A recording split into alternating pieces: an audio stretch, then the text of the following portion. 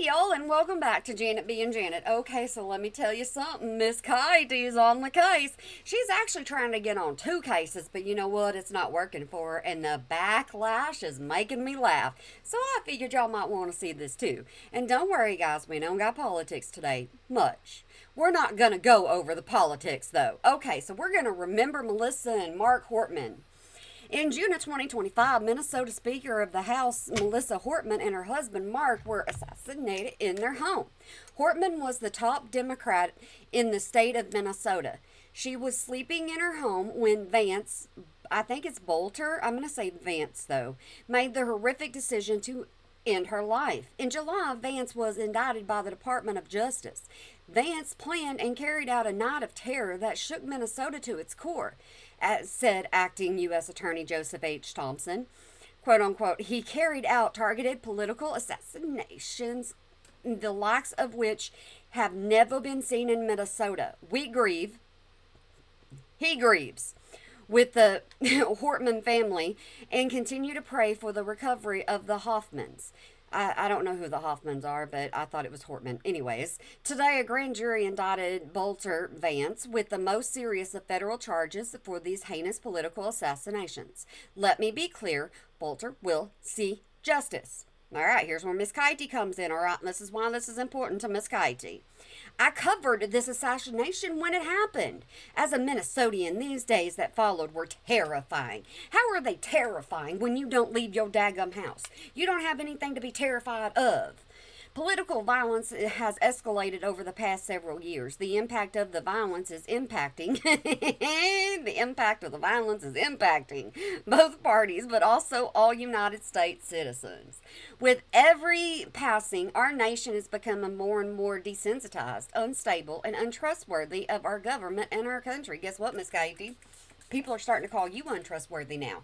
The more you cover this, the more trouble you seem to be getting into. Today, I want to honor Melissa and Mark, who left two adult children, Sophie and Colin, without parents. Following the passing of their parents, they released a statement which is as relevant today as it was in June of 2025.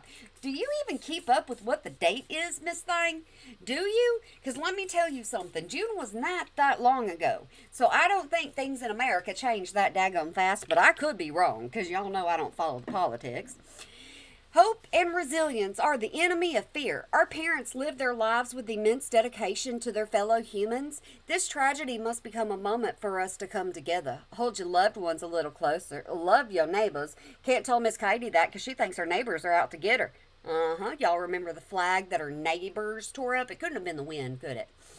No, it wasn't the wind. After she had already posted it was the wind. Oh, wait, hold on. That was me. And I can't remember if I told you, but everything in here is my opinion, only my opinion, entertainment purposes, only entertainment purposes. And if I fail to entertain you, I do apologize. I'm just having a little bit of fun with Miss Katie, and hopefully y'all are too. Okay, the best way to honor our parents' memory is to do something, whether big or small, to make our community just a little better for someone else. And Miss Katie, that would mean that they want to see you out in the community. They don't want you held up in your house thinking somebody's going to come knock on your door and say hi. But you know what? Reddit, they got her. I'm telling you, Reddit's got her. Hook, line, and sinker. Look at that. It was September 2016. Okay, that's where we're at. She has lost 155 more followers. So, Miss Katie, keep it up. Just keep it up. You're doing awesome. Tyler Robinson says his motive was he was tired of Charlie Kirk's hate. Mentioned clashes with his father and messages with roommate. Okay, here's his indictment. Y'all, please, please, please, if y'all want to read this, pause at any moment, and you can. Tyler Robinson has been charged with 7 counts related to the murder of Charlie Kirk. Oh, goodness gracious, I ain't even going to tell you what I just did to make myself not feel good. Okay, yeah, my little stuff here that I put on my lips, I decided I was going to inhale it. I don't know why. I just breathed in and poof, and I was like, oh no, we got to redo this again. Okay, that's enough about me. Utah County prosecutors will be seeking the unaliving penalty. According to the indictment, Tyler Robinson confessed to his roommate/partner. The details of the confession were revealed in the charging documents. While much has been released that Tyler Robinson had been indoctrinated by a radical leftist group, the document makes no mention of any such indoctrination. Robinson's mother told the police that her son had recently recently become more quote unquote pro gay and quote unquote pro trans rights oriented. She claimed he began dating his roommate who is transgender and transitioning from male to female. The mother claimed this led to to quote unquote conversations and disagreements with his father. Okay, here's the thing. I want y'all to pay attention to this. Do you remember in every other post she was calling the roommate a he? He did this, he did that. It's a he. Well, now she's no longer saying he. She is saying roommate. Do y'all find that a little, convenient all of a sudden? I'm just asking you. Robinson confessed to his parents and his roommate his motive for the boom boom was that there was too much evil and hate. Robinson also confessed to his roommate, who he did not tell about the crime until after the boom boom. He told his roommate that quote unquote, I've had enough of the hate. Some hatred cannot be negotiated out. The entirety of the conversation is cited in the indictment. And don't worry, that one comes into question. There appears to be no one else involved in the boom boom. Okay, guys, there's our famous journalist right there. She's in action. I don't know if the roommate or his roommate. I don't know what she was trying to say, because I think she was trying to say both of them at the same time. She was typing so daggone much. That's what I think. So we're just going to say his roommate had no idea. He instructed his roommate, like I said, it's always roommate. It's not anything else. It's roommate now. To destroy the note, delete their messages, and not talk to the police. He is charged with tampering with a witness and obstructing justice for his directions given to his roommate. Tyler claimed the boom boom etchings were a meme, and she's always talking about memes, and he claimed he would have a stroke if he saw them on Fox News. He also complained that his father was, quote unquote, diehard MAGA. He used his grandfather's woohoo. DNA was found on the woohoo tied to Robinson. Robinson is charged with aggravated unaliving. Prosecutors stated while they understand people want a political motive like Miss Katie does, but right now they don't have one. The prosecutor also stated much that has been released to the media by law enforcement and FBI has not been tested nor confirmed by evidence thus far. The prosecutor is most concerned that these leaks could have impacted on the jury. Therefore, he directly walked back that this was politically motivated or involved leftist indoctrination. Okay, are y'all ready to hit these comments? You ready? Okay, y'all buckle up, buttercups. He doesn't write like any 22-year-old I've ever seen. I have 3 sons in their 20s. It's very flowering. And this is evidence directly from Discord and phones. Discord. I've been watching too many conspiracy theories. Sorry, ignore me. Candace Owen got me and got to me. Why are you apologizing to her? Don't apologize to her for your beliefs.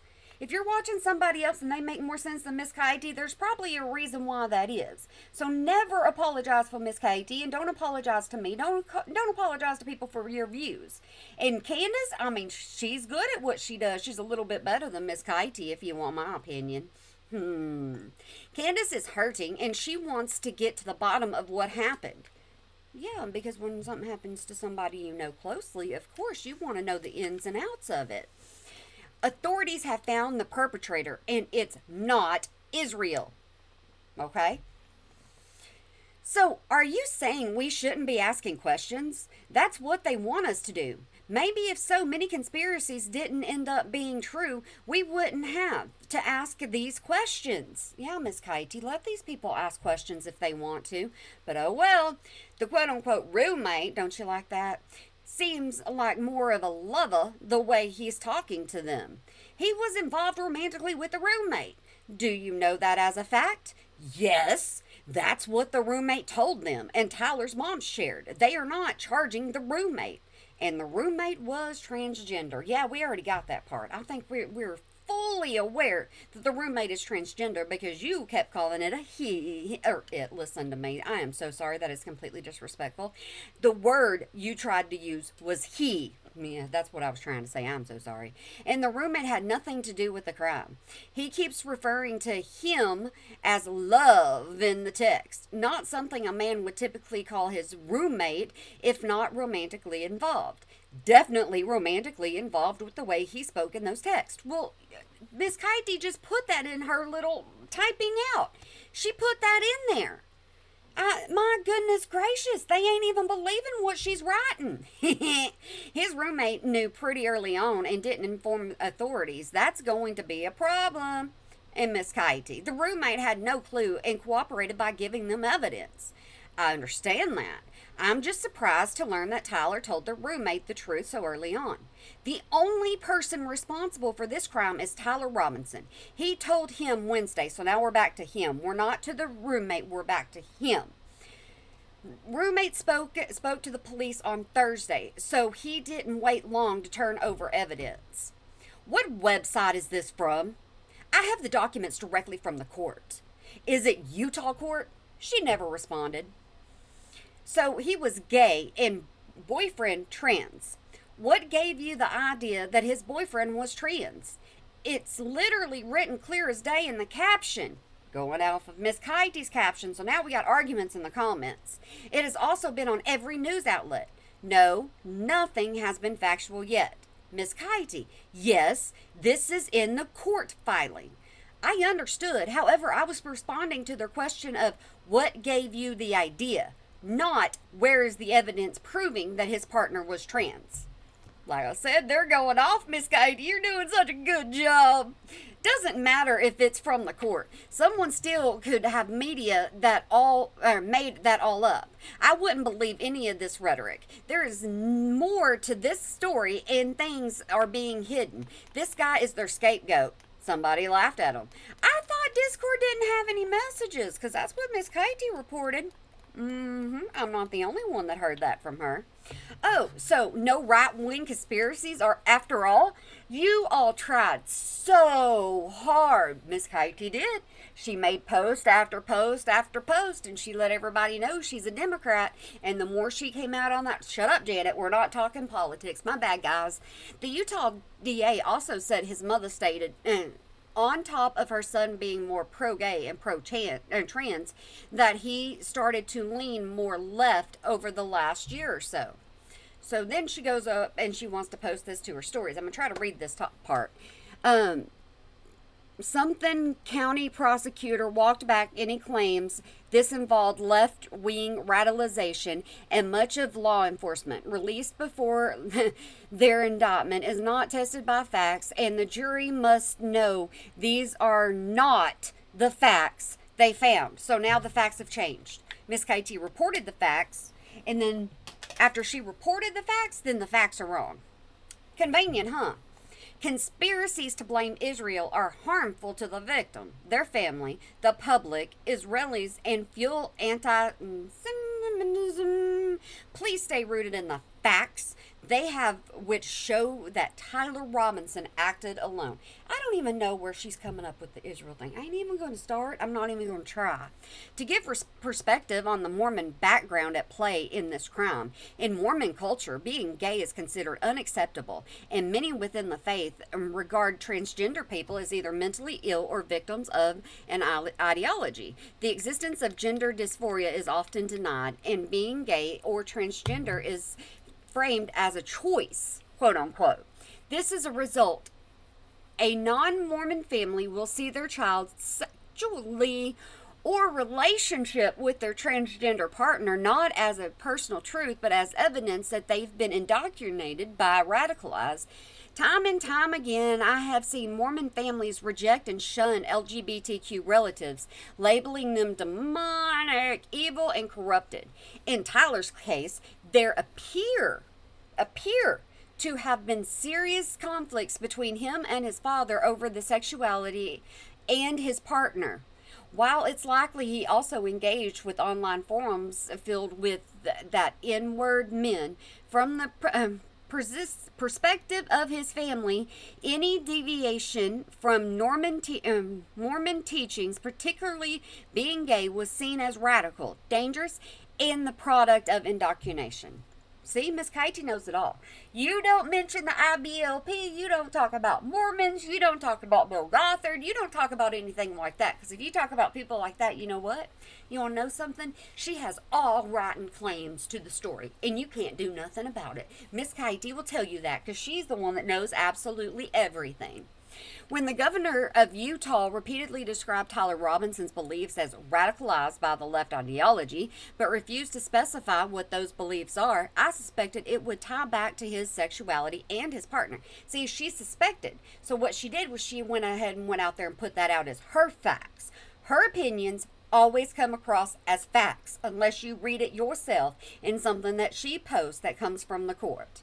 Utah is a state founded by Mormons, and the church remains firmly against gay marriage and transgender rights. Sexuality and gender identity are often dismissed as a quote-unquote choice. The LGBTQ family members are frequently shunned. I've seen this pattern over and over while covering the various factions of this church. See, I told you she state claimed on this. That's why she's going in so deep and so hard, because she knows more than the government does or anybody reporting, right? That's why we have to continue following Miss Kitey while this is going on. The indictment stood out to her, because the governor emphasized that the ideology came from Tyler's own family. In fact, it was his mother who told investigators that Tyler's politics included being quote-unquote pro-gay and quote-unquote pro-transgender rights. And she just keeps repeating this over and over and over again. And when she does that, she wants to get her point across and for you to see her point with her narrative, with her way. That position caused conflict with his father, who didn't agree with him.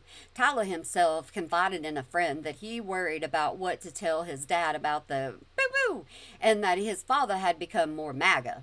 While Charlie Kirk was his target, there was so deep tension in his relationship with his father's beliefs.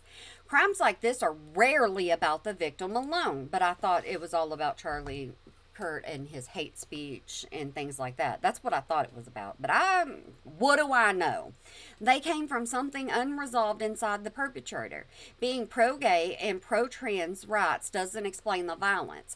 What stands out is that Tyler seemed to believe unaliving Kirk would somehow rid his life of hate, whether projected onto his father, his faith, or society at large. See, she's no longer one-sided. That's my opinion. Or, she's no longer trying to portray being one-sided, because all of her viewers are going bye-bye the more and more she teaches, because she's teaching right now. She absolutely is trying to teach you right from wrong. She's trying to teach you her way. And if you're not paying attention, you end up like this.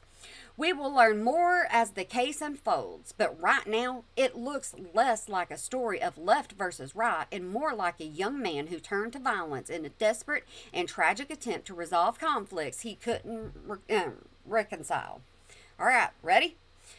Where did it show he was having conflict with his family? This is in the indictment. His mom told police that once Tyler began dating his roommate, who was transitioning from male to female, there were a lot of conversations, quote unquote, with his dad. And they said his dad did not agree with or have the same views. Y'all go read that indictment. It would also help to state in here, these are your own conclusions, perceptions, ideas, and even personal projections, because you are in fact generalizing while at the same time somehow taking off some of the blame from the perpetrator and providing your own personal assumptions as to why he could have acted as he did. Lastly, your argument is quite weak about Mormons. Here is a reality check as of right now, present time. It's not just the quote-unquote Mormon church who has views homosexuality and transgenderism the way you are saying it. It's most of everyone. You do remember the record of number who voted Republican, and why, right?